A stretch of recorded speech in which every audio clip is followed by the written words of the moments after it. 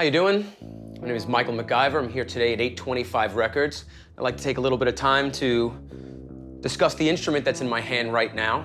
This is an Ovation Magnum 1 bass guitar.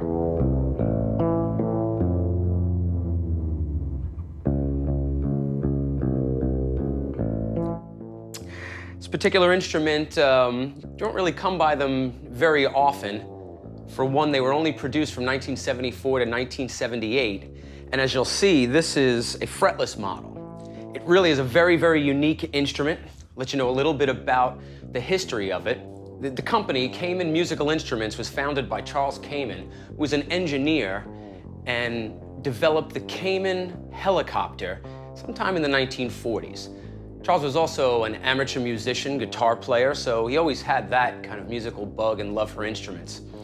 So after that helicopter business took off and was successful, or not, I really don't know too much about helicopters, he got back into playing guitar and decided to develop and take some of engineering background in developing helicopters into designing many different instruments, and this being one of them.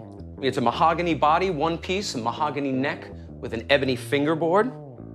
If you look down at the electronics that we have here, we have what is referred to in many circles as a mudbucker. It's basically like a P pickup.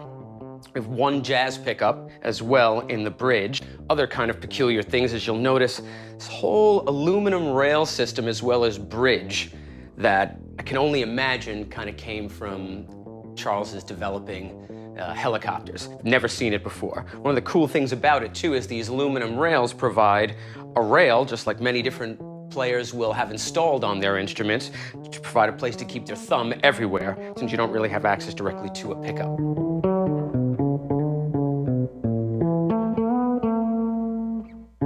So now that's a little bit of the history of this particular instrument, and what I'd like to get into is how I got this instrument. I was doing some session work with my buddy Matt Amendola, and my friend John LaMacchia, my guitar player from Candiria, he lets me know that a fellow named Paul D'Amour is playing with his new band Lesser Key.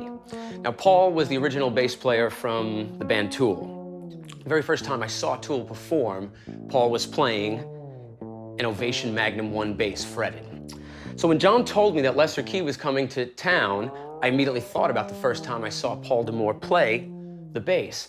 So I went on Google and I started searching the instrument to find a little history of the instrument, see if there was any out there, just for fun, really. One of the first things that comes up is a listing. Somebody is selling this particular instrument. Turns out the guy selling it is located in New York City, a fellow that just going by the handle The Vintage Bassist.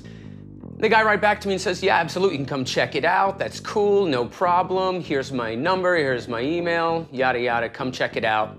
I get on the horn. It turns out it's a guy named Roger Miller. And he says, you know, I saw your name, so I Googled you, and I realized that you're the bass player of Candiria. I'm like, yeah, that's correct. He tells me, well, it may strike you as odd, but I'm the CEO of Bicycle Music Publishing, and Bicycle Music Publishing had administered all of Candiria's publishing over the years for all the albums that we put out.